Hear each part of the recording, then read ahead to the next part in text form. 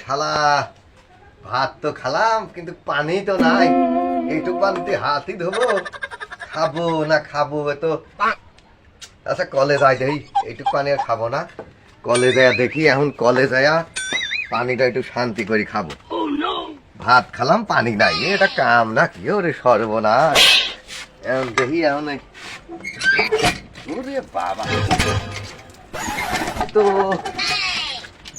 কলে তো পানি উঠতেছে না, তাহলে খাবো কি?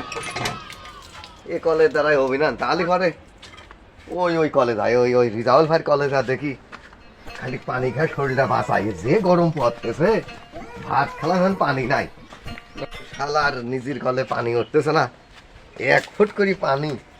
কিন্তু ভাত খালাম, তাহলে এখন পানি গনে পাই এই গরমে?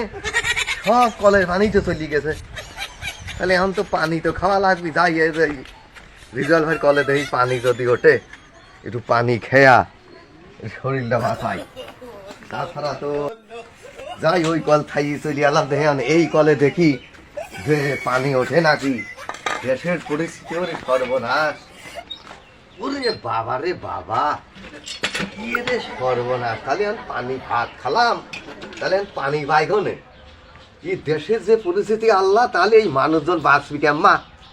এই যে কলে পানি নাই, ওরে সর্বনাশ আল্লাহ, তাহলে তুমি এই দেশের লোকের বাঁচাও, তাইতো তো মানুষ মরি সব শেষ হয়ে যাবি। এখন আমি কয়টা ভাত খেলাম, পানি খাই কঞ্চিয়ে, আর এই থাল মাল ধুবো কঞ্চিয়ে, কিছু পানি না খালি তো মরল। ওরে সর্বনাশ, ওরে আল্লাহ, তাহলে এখন কি করি? এখন তো মলাম।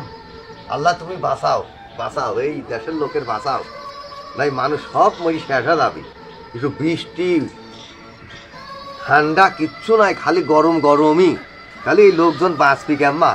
এখন আমি কি করি? তাই শালার পানি আর হয় না, শেষ হয়ে গেলাম। ওরে বাবা, ভাত খেয়ে গায়ে আগুন ধরে গেল, পানি মানি পালাম না, তারপরে শরীর থাহে। যাই যাই যেন অম্মাই খাই, ঠিক আল্লাহর কাছে দোয়া মোয়া করিয়ে যেভাবে একটু কাজকর্ম করি, তাছাড়া আর উপায় নাই।